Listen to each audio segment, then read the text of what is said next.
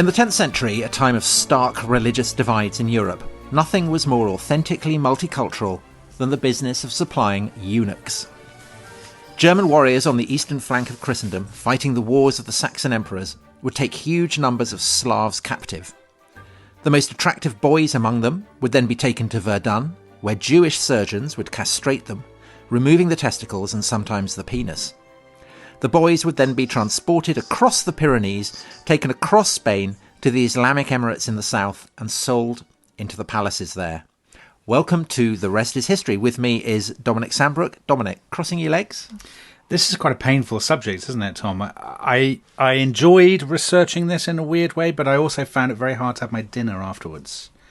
Yes. We had meatballs, unfortunately, so it wasn't ideal. There are so many kind of gruesome jokes on this, and yet, of course, it is at bottom, as it were, a tale of considerable suffering. It is, and I guess it's the only reason we can do it, Tom, is because it doesn't happen anymore. Because if it was a living scandal, then you wouldn't do a sort of semi-humorous podcast about it, because it is an utterly gruesome business, isn't it? Although, of course, I mean, the looking on the positives, Yeah. As we will see, becoming a eunuch wasn't always totally 100% bad news, because it was also a way to becoming a very significant player in the kind of societies where eunuchs had considerable power. And so basically what we decided was that we did the top 10 weird wars, didn't we? And today we're going to do the top 10 eunuchs. Yes, we've got... I mean, how to narrow it down to 10 is an interesting question, because there are so many great eunuchs, but I think we've got a good selection. Well, at least I have. So you've chosen 5 and I've chosen 5. Do you want to kick off? Sure. Well, I'm going to kick off with the eunuch's eunuch, as I like to think of him, the connoisseur's eunuch. So he's a fellow called Bagoas. So some listeners will know of Bagoas because basically he ends up being picked up by Alexander the Great. So Alexander has invaded Persia. He's defeated the Persian king Darius, and he's sort of charging up through the Persian Empire. And he ends up near the shores of the Caspian in a place called Hyrcania. And there, according to the accounts of Alexander's life, he basically sort of picks up this guy who's been a eunuch for Darius. Now, the Persians, like almost all ancient empires, had eunuchs. They had eunuchs in their court. And, of course, a eunuch is useful to an emperor or to a king because they can't have children. So they're not really a rival. They can't found a dynasty of their own.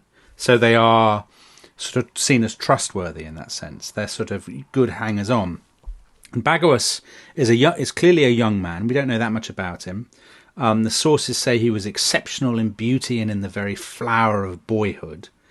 And we really don't know that much. There's one source, Quintus Curtius Rufus, who writes centuries after the event, a Roman writer, and he basically paints a very unflattering portrait of Bagoas. He's cunning, he is sort of feline, he has this big description of him outsmarting a local satrap called Orsines and basically poisoning Alexander's mind against him. But it's very hard to know whether there's any truth in that or whether that's just sort of a Roman projecting this stuff onto Alexandria, onto the Persians and onto the Greeks. You know, this sort of cunning, effeminate behaviour. So you don't know how much prejudice there is in this rather than actual sort of historical source material. There is a good story in Plutarch. Plutarch says that when Alexander was coming back from India, he's just got back of this dreadful sort of desert crossing, and they have this big sort of, basically they have a big piss up where they all get drunk and they all do singing and dancing. Alexander is absolutely loaded. He's completely wasted. And Bagoas does a bit of singing and dancing, and he wins a competition. And the Macedonian soldiers all shout and roar and tell Alexander that he should kiss him. And Alexander, he says Plutarch, threw his arms around him and embraced him tenderly. Now, what is very hard to tell from all this is whether was Bagoas really Alexander's lover, as some people think he may have been? Was he an interpreter, a kind of go-between with the local Persian notables who Alexander met as he kind of went through the empire? But what's interesting is that he is a romanticized eunuch.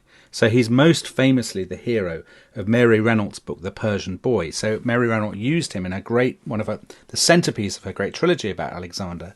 She uses Bagoas as the narrator. So we're with Bagoas when he's castrated. We see Alexander through We are so with Bagoas. Yeah, it's a terrible scene. Aren't we? So any male who has read that sequence, that's definitely you crossing your legs. But it's a really interesting one because Mary Renault was, of course, a gay writer. So there's this sort of gay subtext in a lot of her ancient world books.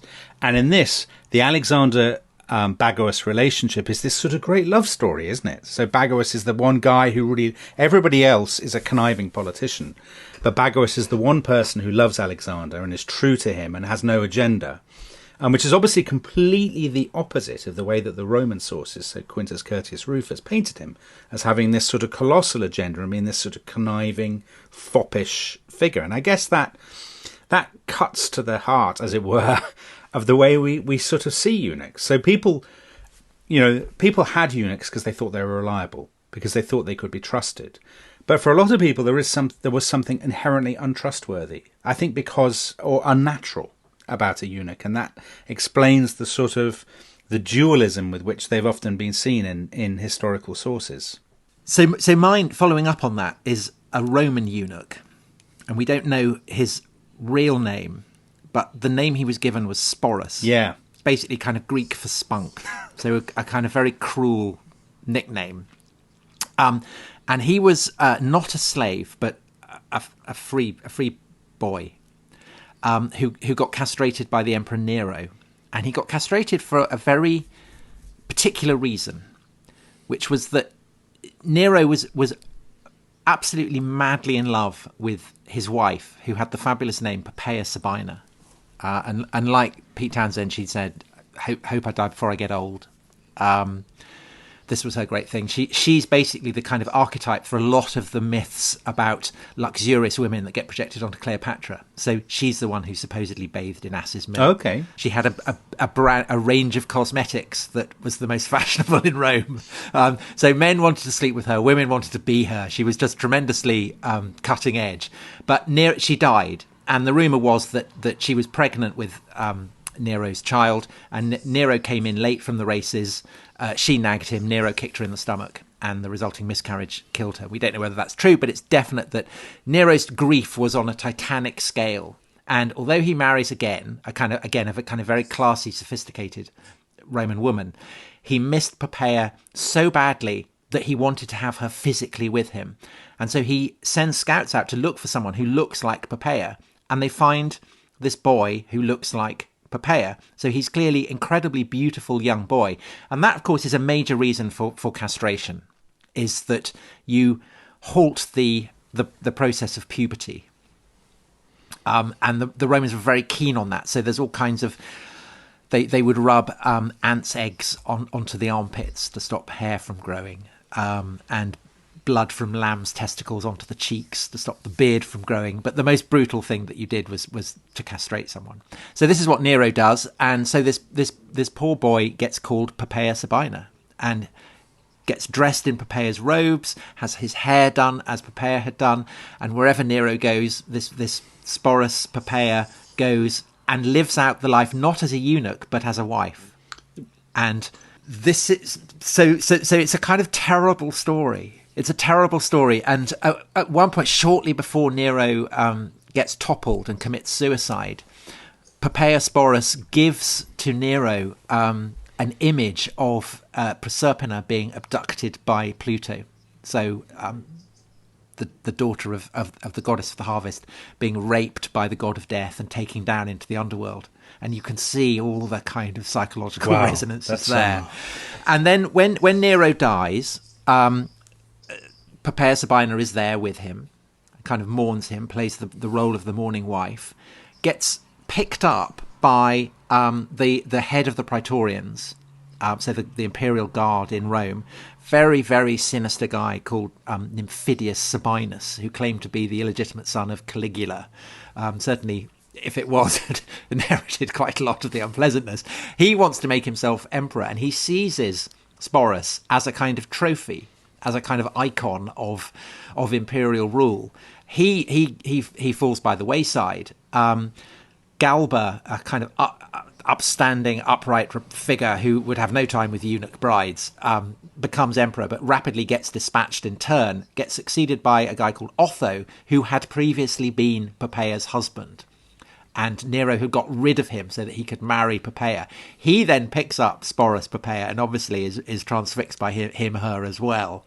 He gets dispatched by a guy called Vitellius, who then arrives in Rome, declares himself emperor, and announces that what he's going to do with Sporus is put him into the arena and have him gang raped presumably by gladiators dressed as Hades, so to kind of replicate this thing.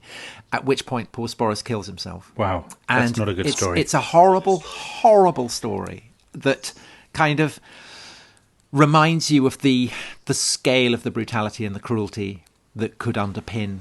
How old is Sporus, Tom? Do you know how old he is? 12 or 13. God, I mean, just on the cusp of puberty, I would imagine. Story. So maybe this is a very good moment. Quickly, we've talked about two ancient eunuchs. Now, what is it about? I mean, as an ancient historian, what is it about eunuchs that made them so attractive to, ancient courts? Why do people want them? Why is there this huge trade in them? Why are people, they seem so, they seem so disturbing to us, but clearly they weren't disturbing. Weren't disturbing to Alexander, weren't disturbing to Nero. What is it about them? Well, I think we've touched on all of them. They can't. They can't have sex or get women pregnant. But they can have sex. They can have sex because it's often said eunuchs were great lovers. But they can't have sex and have women get women pregnant. So archetypally, they are used to guard harems. As you said, they can't have children. Again, they can't have children, so they are seen to be more loyal. And as in the case of Sporus, and probably in the case of Bagoas, I mean, we would guess their physical beauty. It's the idea of keeping that physical beauty intact and not letting them kind of sprout whiskers or acne or whatever. But the one other question that you raised is that, so you said Galba wasn't the kind of person who would have any time for eunuchs. So are there always people who think there's something wrong about them, who are opposed on principle to eunuchism, if that's a word? Yeah, in the Roman court, definitely. In the Roman court, they're seen as sinister and oriental. Yeah, not the kind of thing that an upstanding Roman would have, and so they become kind of countercultural for people who want to push things out. So Maecenas, Augustus's great advisor, he's flanked by two eunuchs. And this is a kind of mark of his willing that, he's kind of tweaking the noses of the respectable establishment. Right. Sejanus, who is Tiberius's consigliere, he has a eunuch called Boy Toy. Oh my God. Obviously, you can see why he's. And again, he's it's kind of pushing the edge out, I guess.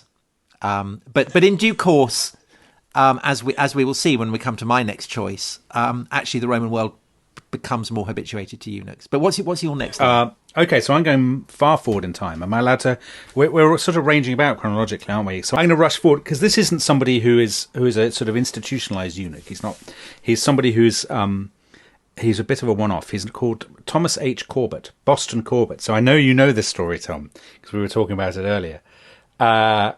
So he is the man, basically, to get the long story short, he's the man who shoots and kills John Wilkes Booth, the assassin of Abraham Lincoln. And so this is a different kind of eunuch, because this is somebody who is basically auto-castrated rather than had it done to him as a boy. So it's quite a sad story, this, actually. They're all sad stories in their way, but this is a particularly disturbing story, I think, because he's clearly mad. He's born in London in 1832. He moves to New York. I mean, he's as mad as a hatter because he is a hatter. I mean, that expression comes from the fact that hatters worked with a substance called mercury nitrate, and mercury nitrate would basically poison you and it could make you mentally ill. And this seems to be what happened to Boston Corbett. So he moves to Boston, which is why he gets the nickname Boston. His wife has died in childbirth, and that clearly has sort of pushed him over the edge in some way, because he becomes a street preacher and basically what we would now think of as, he's a kind of religious maniac, really. He's a sort of fundamentalist. He believes God is talking to him. He believes the world is sinful and all this stuff. And in 1858, he's walking down the street in Boston when he's accosted by two prostitutes. And we don't know exactly what happened, but we know that He found the encounter very disturbing in some way. Presumably he was aroused or he was tempted or something. So he goes back and he reads his Bible for a bit, and he reads the bit in, I think, Matthew, where it's like, if your eye offends you, pluck it out. If your hand, cut it off. And he thinks, well, obviously the thing to do is castrate myself. And he does, with a pair of scissors. Don't listen to this while you're eating your dinner. He basically cuts himself open and takes his testicles out. Then, unbelievably, he goes out for a meal. He goes out to like a restaurant or something, and then he goes to a prayer meeting.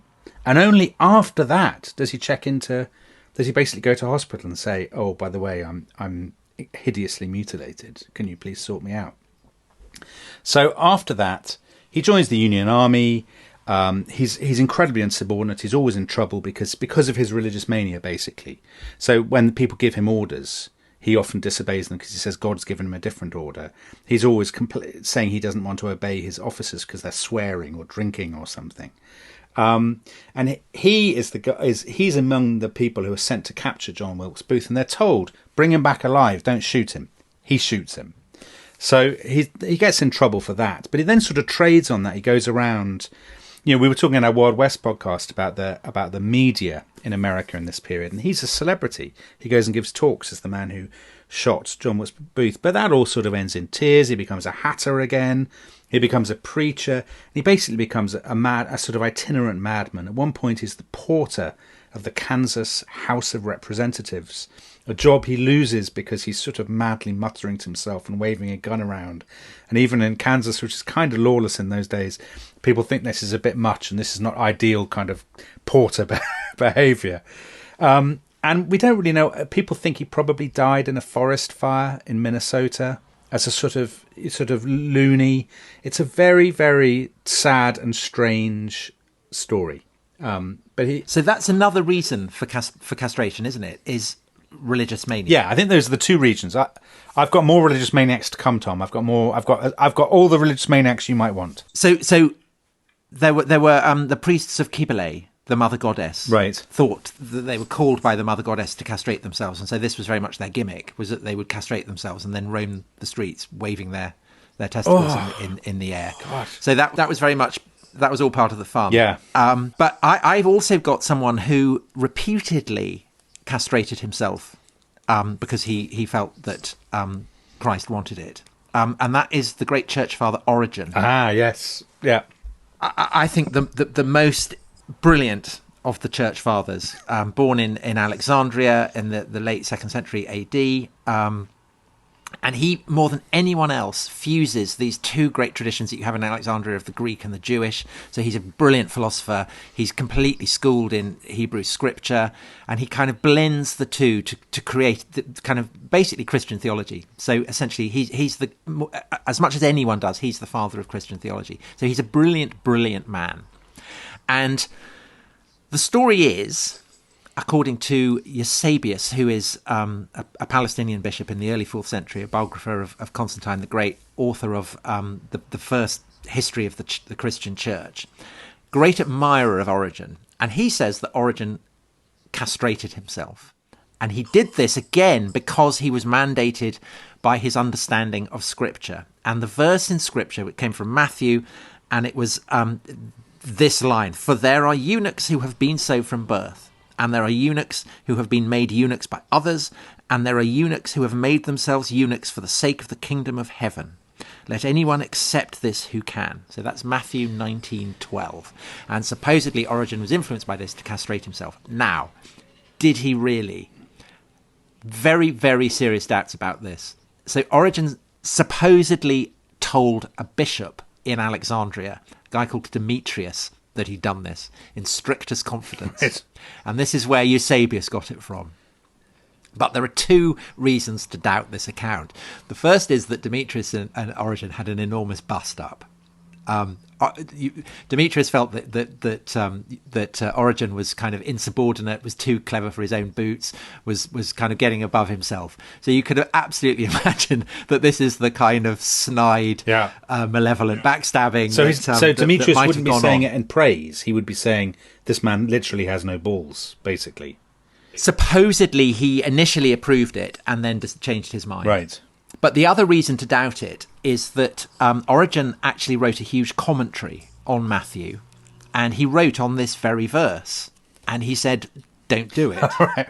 But he could be speaking from experience. He might say, I've made a terrible mistake. Don't repeat my mistake.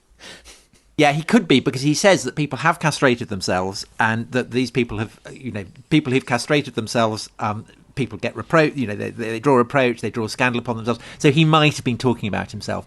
Personally, I doubt it. So perhaps I shouldn't have included him, but he's very famous as someone who might have been a eunuch. Yeah. He's my choice. We've got time for one more, I think. So I think what's really interesting about a lot of these eunuchs, Tom, is that they're shrouded in so much mystery, aren't they? And that's what makes them fascinating, because people project onto them, and they what they want, they see what they want to see. And my next example is a great example of that, because he's a man called Samson Rowley. And a few listeners on Twitter said, are you going to talk about Samson Rowley? But of course, the problem with him is we don't really know very much. So what we know about him is he's a Norfolk merchant's son in the 16th century. He's probably from Great Yarmouth. His father came from Bristol, so they're clearly involved in the kind of mercantile world.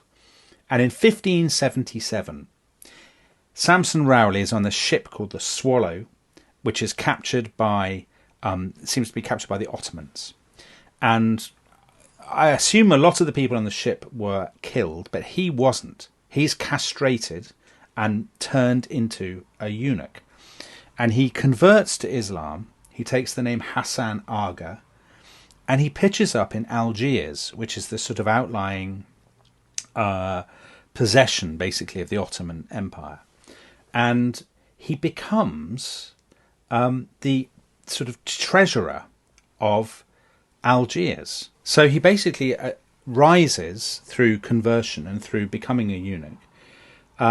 This is not uncommon. So the chief executioner of Algiers was a butcher from Exeter at the same time, a man called Absalom. And in fact, the man who was running Algiers, who was Uluc Ali, or Occhiali in Italian, was a former galley slave from southern Italy. So that shows you something about how the Ottoman Empire worked. That basically you could be captured and imprisoned and then work your way up. So clearly there's a premium on people with experience from elsewhere. And you would think that the reason Rowley becomes the treasurer is because he's a merchant, because he knows his way around a ledger. I mean, he's lost his genitals, but he still knows how to sort of balance a budget. So he becomes the treasurer. There is a picture of him that shows him with a white turban, very pale skin and kind of rosy cheeks. Although having said that, because he's castrated at a late stage, it's unlikely that it would have had a massive impact on his appearance. So this is probably, again, a bit more projection. But there's one source that people always pick up on, which is basically a letter from Elizabeth I's ambassador to him to say, can you use your influence to release some slaves? So he's often used as a kind of window into this relationship between Elizabeth and the Ottomans, because of course they both hate the Catholic powers. So this was a period when Elizabeth in England was sort of trying to forge some links with the Mediterranean. Global England. Exactly, global. Yes, exactly.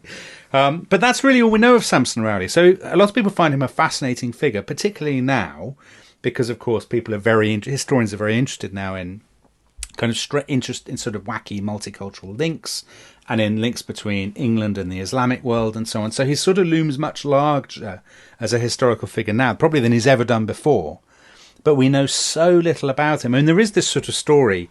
I haven't really seen any sources for it, that at some point people said to him, why don't you come back to England? Why don't you come back to Great Yarmouth? And he said, I'm fine. I'm in Algiers. I'm the chief treasurer. Why do I kind of want to, run a warehouse in Great Yarmouth when I could be a very important person in North Africa with this nice climate and eating tagines or whatever he's up to? That's part of the story that clearly goes all the way back to the 10th century and before, because the scale of the slave trade of people from Europe going into the Islamic world is absolutely enormous. Again, perhaps something that we could do a future. But Tom, isn't the interesting question with him? Would you rather? I mean, it's interesting. I wonder if would he rather have kept his genitals and stayed in Norfolk? Yeah, yes, it's an impossible. That's a question for Alan Partridge, surely. Yes. Well, I think on that Partridge bombshell, time for a break.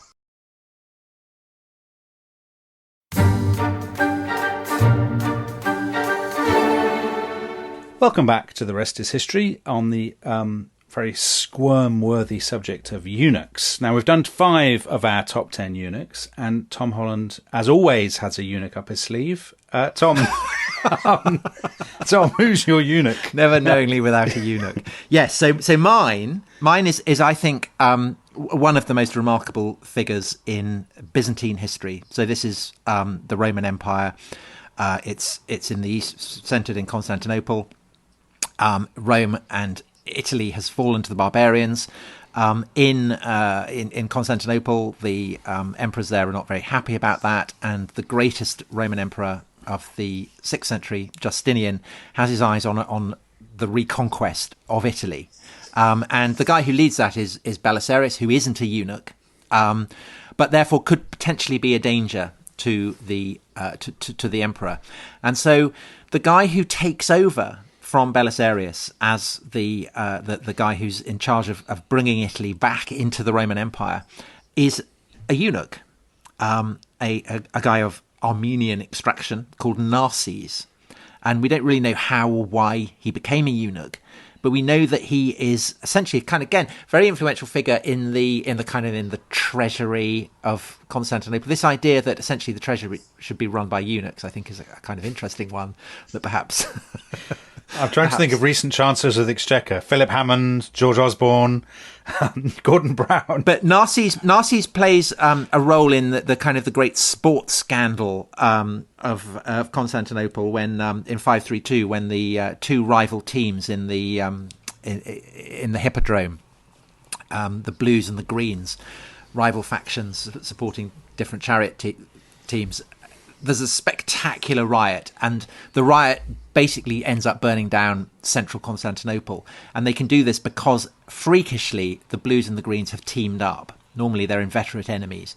And Narses plays a role in getting the Blues back on side so that then Justinian soldiers can slaughter the Greens. And that's the kind of classic role of the kind that you get in Game of Thrones with Varys. The guy operating behind, wheeling, dealing, offering bribes, pulling strings. Varys is certainly, as played in the TV drama, is a large man. Narses was a thin man, very thin and slight. But it turns out he becomes a brilliant general, and he goes to Italy after Belisarius has been called back. At a kind of incredible age. I mean, he first goes there when he's in his 60s, does incredibly well, gets recalled, then goes out in his 70s. And he goes there because all the other generals have failed against a Gothic king who's refusing to accept defeat. Narses defeats him. He then defeats a bunch of Franks who are very contemptuous of him as a eunuch. And he then he celebrates Rome's last triumph. So he takes his prisoners and his gold and his loot through the streets of Rome, and this is the very last guy to do it. What a way for Rome to bow out. I know. And I mean, imagine in the age of Nero saying that the last Roman who will celebrate a triumph will be a eunuch. No one would have believed it. And he then organises Italy very, very effectively and efficiently for 12 years.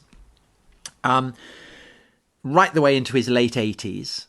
Justinian dies, a new emperor comes, and it's said that the empress is very contemptuous of him and sends him a golden spindle and says, because you're a eunuch, you shouldn't be organising, armies and states and things. You should come home and organise the women weaving. And Narses, it is said, says, well, I will weave you such a tapestry as you will never unpick. And the story is that his last dying thing is to send a message to the Lombards, who are the most terrifying enemy that the Byzantine Empire faces in Italy, who invade in the last months of Narses' life. But that story, I think, is untrue. But I think what is true is that the Lombards are waiting for Narses to die before launching their invasion, which is a kind of incredible tribute to him. Would he have fought himself? Would he have gone into battle? Would he? Yes, he's a very, very brilliant general, and he kind of mixes and matches his heavy infantry and his pikemen and his cavalry to brilliant effect. He's one of the great generals of antiquity. I mean, he's kind of up there with Hannibal, and he's an amazing guy. Wow. And of course, if he hadn't been a eunuch, he would have been a threat to the emperor, so he'd never have got that role. And he would never have got into the court of Constantinople. So he would never have come to the emperor's attention. So he's another winner. He's another, He's a winner. So losing your testicles can be a huge kind of career advantage. Well, my next choice is a man who definitely benefited from losing his testicles. So almost all the people, we've talked about ancient people and we've talked about a religious maniac. I mean, this is somebody who loses his testicles basically for commercial reasons. And he's a castrato singer, Farinelli, probably the most famous of all castrato singers. Now, we think of this must think of this as a very weird thing, but in the 18th century, about 5,000 boys a year were castrated in Italy, generally by their parents. They often came from poor families, and because it was technically illegal, the parents would always come up with a pretext. They'd say, "Oh, he's been kicked in the groin by a horse," or "He was born without them," or "He's had some, he's fallen over and had some accident that means they have to be removed." And they basically did this because they wanted them to be singers and they wanted them to make a lot of money. And that's what happens with Farinelli. So his father was the Kapellmeister at Andria Cathedral in southern Italy. He's born in 1705. So he's from quite a well-off family, but his father died when he was young and the family needed money, and he was a good singer. So when he's 12, they have him castrated. So he's not that young. I mean, he's 12 years old. It's kind of like going to choir school, isn't it? It's awful. I mean, there's no anaesthetic. They would I think they'd give kids opium often, and they would bathe them in some sort of milk. But you've got to imagine quite a lot of people probably die in the operation or suffer hideous infections and things. But anyway, he doesn't die. He's a very good singer, Farinelli, and he becomes famous across Italy. He's known as Il Ragazzo, the boy. He sings in Parma and Milan and places like that. He goes off to Vienna. And then in 1734, he ends up in London, and he's a huge hit. I mean, he's a great star. He makes so much money. So he makes £5,000 a year. And I did the calculation. You can do the calculations online. There's a special sort of website called Measuring Worth. And in terms of earning power, he's making about £10 million a year. So he is a massive, massive star. He goes to Versailles, and then he ends up finally in Madrid, and he's basically the big singing star in Madrid. And then he retires to Bologna when he's had enough. And he's visited. I mean, he's such a celebrity. He's visited by Mozart and Casanova and people like that. They make pilgrimages to go and see him. He's got this fantastic art collection that he's picked up on his travels. So he's got Velázquez, Murillo. Do we know what his relationship with his parents was? No, I don't know. That's a very good question. So I don't know whether he I would assume that people wouldn't castrate their children unless they thought they were going to benefit personally from it. So they would probably think that their children would, send money to them if they made a lot of money. And you could make an enormous amount of money as a castrato singer. And the extraordinary thing, Tom, is when do you think the last castrato singer retired? 20th century? Yeah, 1913. So it wasn't actually banned by the papacy. I've got it written down somewhere. 1903. 1903. It wasn't banned until So, it's still going on throughout the night. It's not as fashionable. But I think there is one recording of a castrato singer on YouTube. So in other words, the last castrati were singing at a time when there was recording technology. And they had this incredible vocal range and stuff. I mean, that's kind of largely been lost, I suppose. But that's an interesting thing because it's very different from most of the people we're talking about. I mean, this is a very cold-blooded economic decision. Yeah, and so I just wonder whether he felt grateful to his parents or resentful or... Well, here's the interesting thing. You can't have kids, but you can still make love. And castrati were prized for that reason because they could supposedly perform for hours. Yes, and not get you pregnant. Yeah, so it is an interesting question. I mean, few of us would make that choice for our own children, or would wish to have it made for us. But did he? I mean, he was so rich as a result of this. So, on the subject of having sex and castration, perfect lead in to my next choice, which is the great Peter Abelard. Ah, yes, probably one of the most charismatic figures of medieval Europe. Brilliant theologian, brilliant rhetorician, described as a man possessed of inestimable cleverness, unsurpassed memory, superhuman capacity. He described himself as the only philosopher in the world. He was the star of the Paris schools. Girls swooned over him. He was terribly charismatic. Men flocked to hear his lectures. So an absolute star. And He was employed by one of the canons at Notre Dame, a guy called Fulbert, to serve as tutor to Fulbert's niece, who was an equally brilliant woman called, young girl called Eloise. And Abelard, of course, had taken a vow of chastity.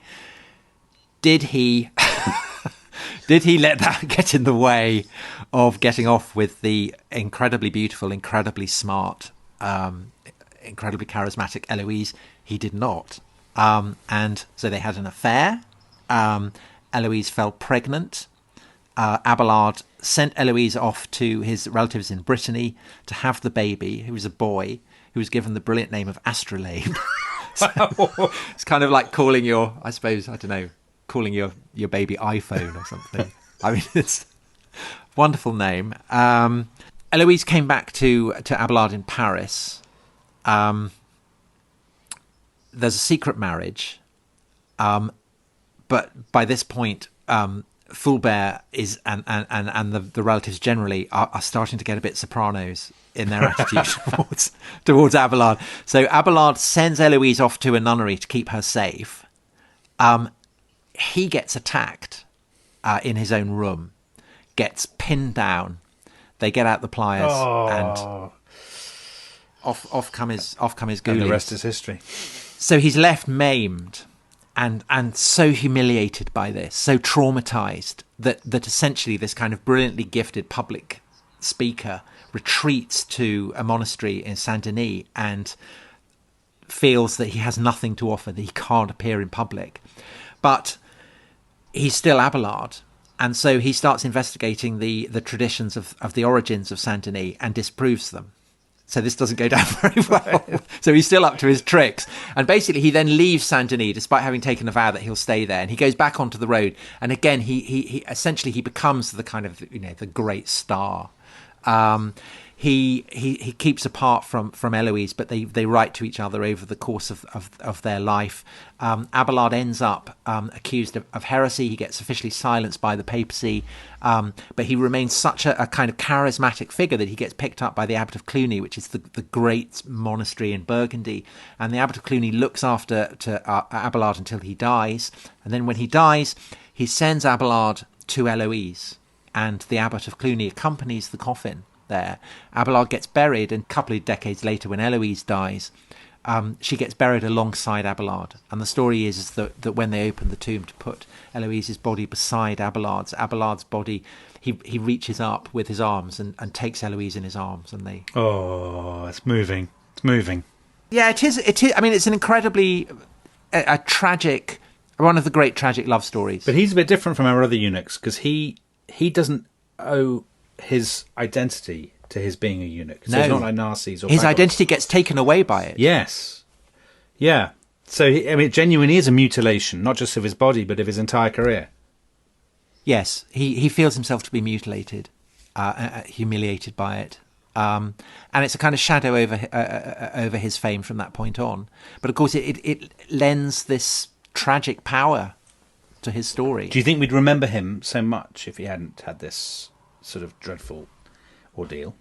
I think he'd still be remembered by students of medieval Christian thought, because he's that significant, okay. He's that important. Okay. But obviously, there are all kinds of major Christian thinkers in the Middle Ages that people don't really remember. So do people remember St. Anselm? I mean, students of medieval theology do, but he's not a household name. Whereas Eloise and Abelard, I mean, people write songs about them. They're still the theme of novels and films and dramas, and so yes, I think it's a crucial part of that. Anyway, my final choice. But I've gone big with my last choice. So it's a man called Kondraty Ivanovich Selivanov, and he's not merely a eunuch, but he's a man who persuades tens, if not hundreds of thousands of other people to be eunuchs too. So he lives in the late 18th century in Russia. Russia is, as everybody will know, or at least a lot of our listeners will know, it's a place where weird sects and cults proliferate for centuries. And there was a sect called they were called the Klists, and they were kind of ecstatic flagellants. They went around beating and whipping themselves. And Selivanov, he's a peasant, and he basically leads a breakaway from the Klists. The Klists don't go far enough for him. He claims that he is both the Messiah and he's the former Tsar, Peter III.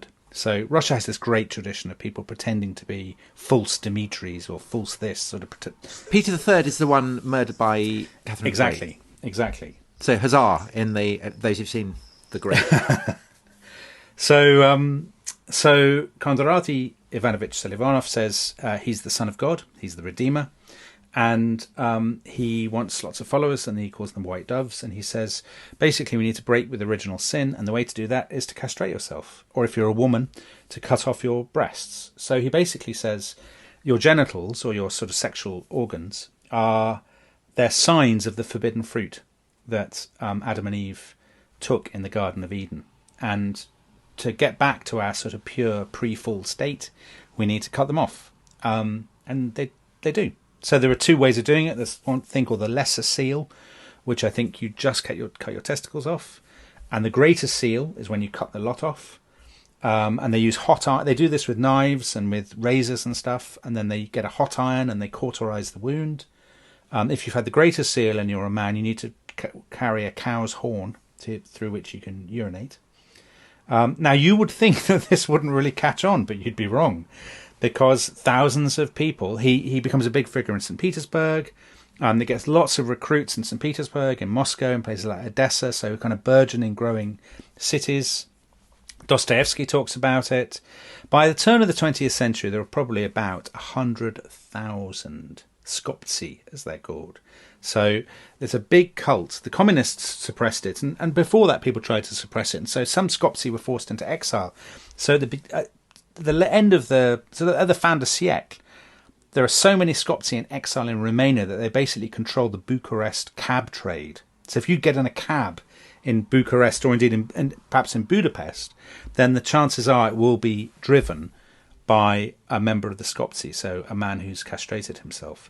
And people do this, in thousands. It's incredibly popular. Yeah, thousands of people do this in a kind of frenzy, believing that this is the route to heaven. And it's only really stamped out during the Soviet Union. I think there's a claim that there are Skoptsi around, certainly as late as the 1940s, and there are some people who think there may still be some now. They may flourish in some sort of nooks and crannies.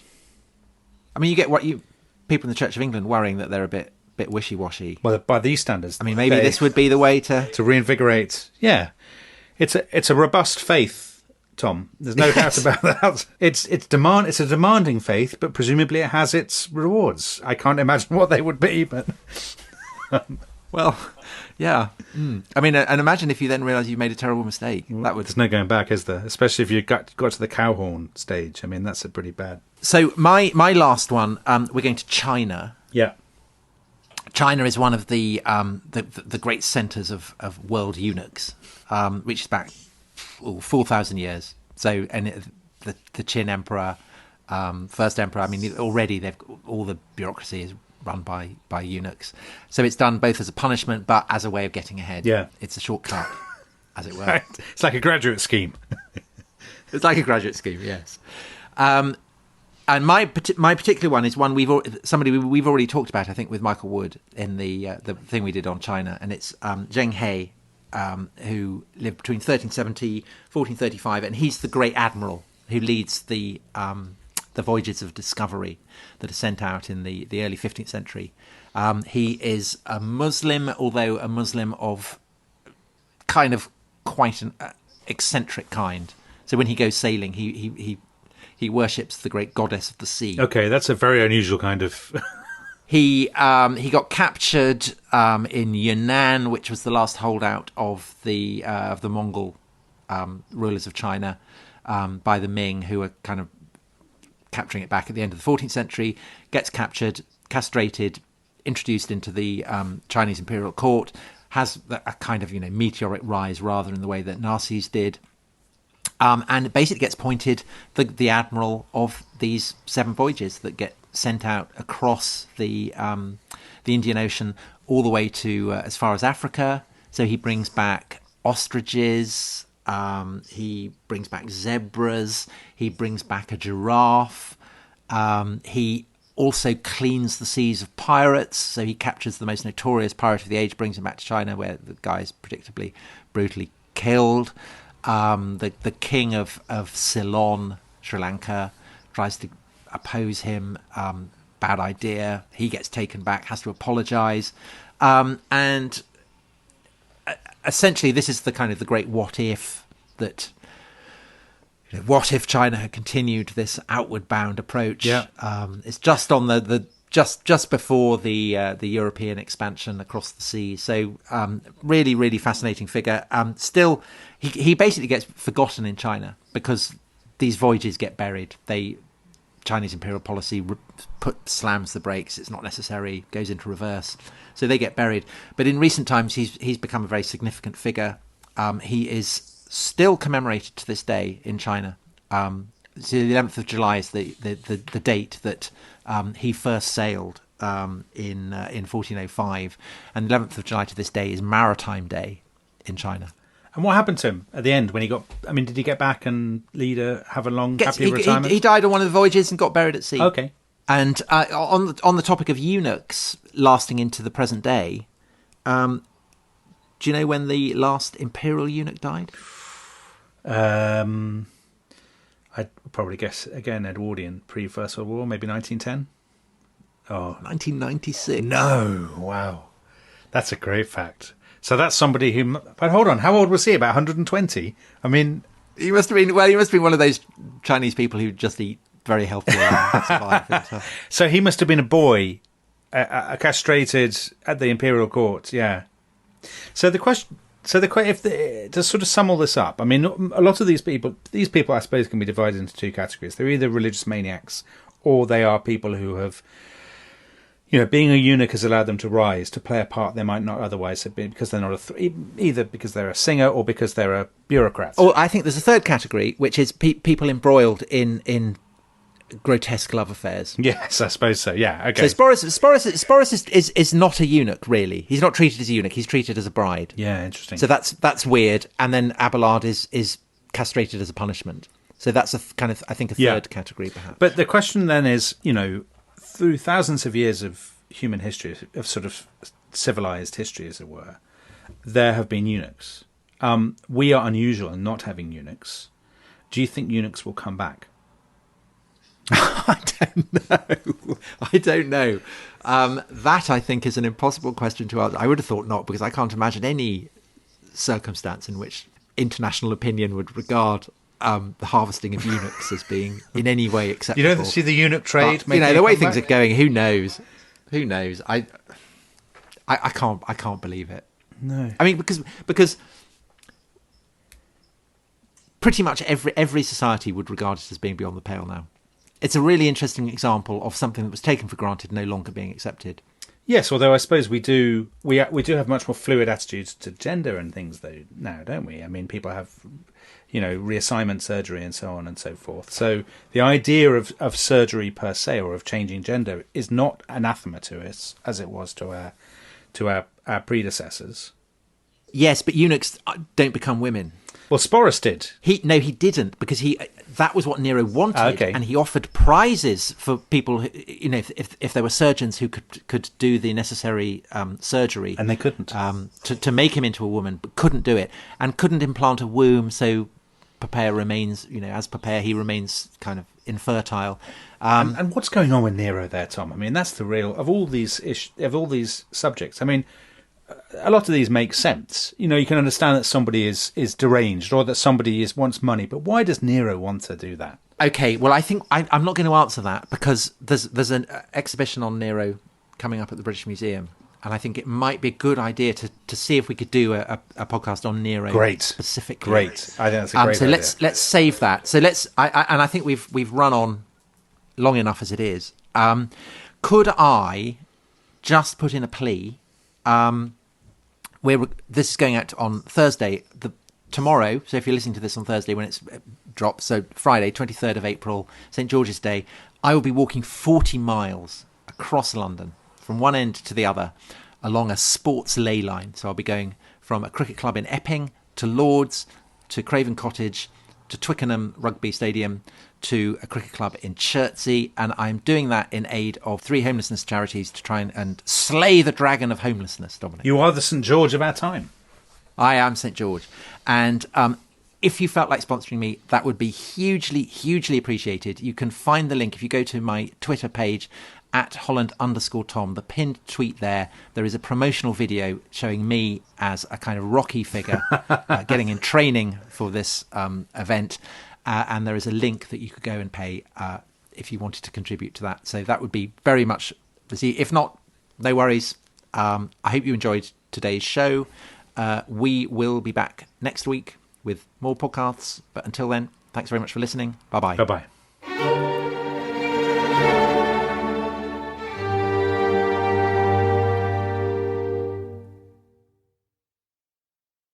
Thanks for listening to The Rest is History. For bonus episodes, early access, ad-free listening, and access to our chat community, please sign up at restishistorypod.com. That's restishistorypod.com.